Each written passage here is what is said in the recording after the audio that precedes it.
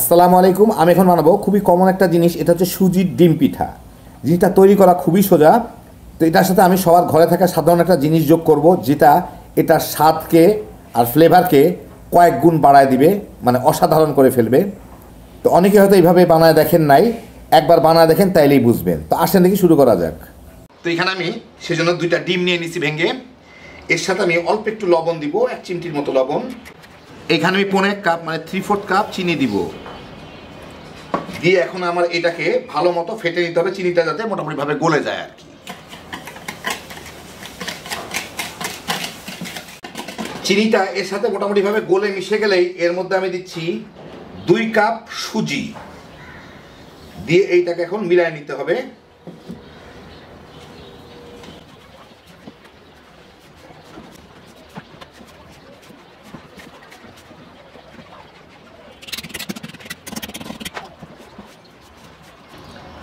আমি মোটামুটি ভালো মতোই মিলাই নিলাম। এখন এটাকে আমার অন্তত পক্ষে 1.5-2 ঘন্টা একটু রেস্টে রাখতে হবে, যাতে সুজিটা ফুলে যাইতে পারে। সুজিটা কিন্তু এই পানি টেনে ফুলবে। এখন কাঁচা মানে সুজিটা এমনি আছে দেখে এরকম লাগতেছে, ফুলে যাবে। আর যদি 2-4টা চিনির দানা গলা না থাকে ওইটাও গলে যাবে। তো সেই জন্য আমি এটাকে ঢাকা দিয়ে রেখে দিব ঘন্টা 1.5-2। কিছুক্ষণ পরে আমি এর সাথে, এটা অপশনাল, কেউ দিতে পারেন নাও দিতে পারেন, আমি এই যে দেখেন এটাকে বলে মিষ্টি সব খজ কিংবা অনেকে অনেক কিছু বলেন, এর নাম হচ্ছে গুয়া মৌরি, শুদ্ধ বাংলায় বোধ হয়। একটু গুয়া মৌরি গুঁড়া করে নিছি আমি, একটু হালকা আধা গুঁড়া করে নিছি, ওইটা মিশাই দিব। এইটা দিলে খাইতে একটু মজা লাগে আর কি, অন্যরকম একটা ফ্লেভার আসে। কেউ ইচ্ছা করলে দিতে পারেন, কেউ নাও দিতে পারেন। এইটা একটু মিশাই দিই এর সাথে। দেখেন এর মধ্যেই অনেক শুকায় গেছে, এটা প্রায় ঘন্টাখানেক হয়ে গেছে।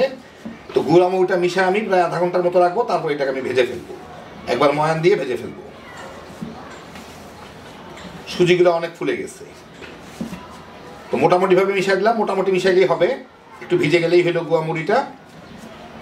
তো আধা ঘন্টা পরে আমি এটাকে ফাইনালি ময়ান দিয়ে ভেজে ফেলবো, আবার একটু ঢেকে রেখে দিই। এটাকে ইচ্ছা করলে দিতে পারেন, নাও দিতে পারেন। তো প্রায় ঘন্টাখানেক পরে, মানে আমি যখন রাখছিলাম তার থেকে প্রায় 1.5-2 ঘন্টা হবে, এগুলাকে এখন আমি এই যে দেখেন ফুলে উঠে কতদূর হয়েছে, ভালো মতো এইভাবে ময়ান দিয়ে নিব। তো মোটামুটি ভালোই ময়ান দিয়ে নিলাম, একটু শক্ত ছিল, একটু নরম হয়ে গেছে। এখন আমি এগুলা দিয়ে ছোট ছোট টিকিয়া কাবাবের মতো বানিয়ে নিব। তো আমি হাতটাকে আগে পরিষ্কার করে আসি। আমি এখন হাতে ভালো মতো তেল মেখে নিছি, একটা প্লেটেও তেল মেখে রাখছি পাশে। এখন এখান থেকে আমার পছন্দ মতো নিয়ে নিয়ে আমি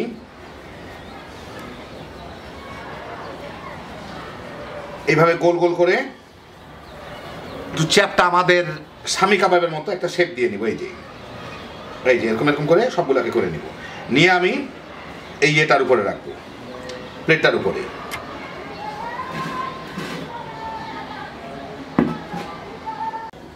এখানে আমি তেল নিছি, তেলটা হাই আর মিডিয়ামের মাঝামাঝি গরম আছে।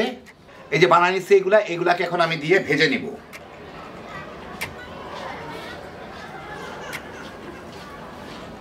খুব বেশি হিট প্রথমে দেওয়ার দরকার নাই, তাহলে কিন্তু এটা ভেঙে যাইতে পারে।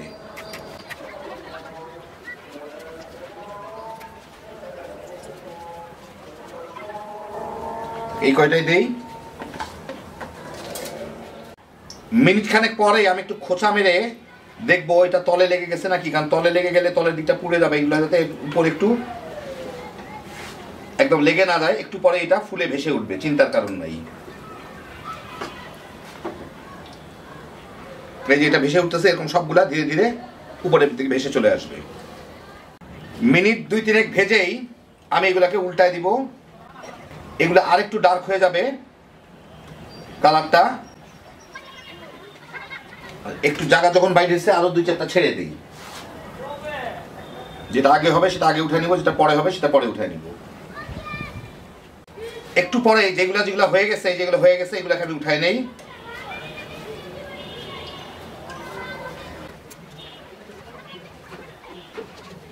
এগুলো কিন্তু দেখেন ফুলে গোল হয়ে যায় প্রায়।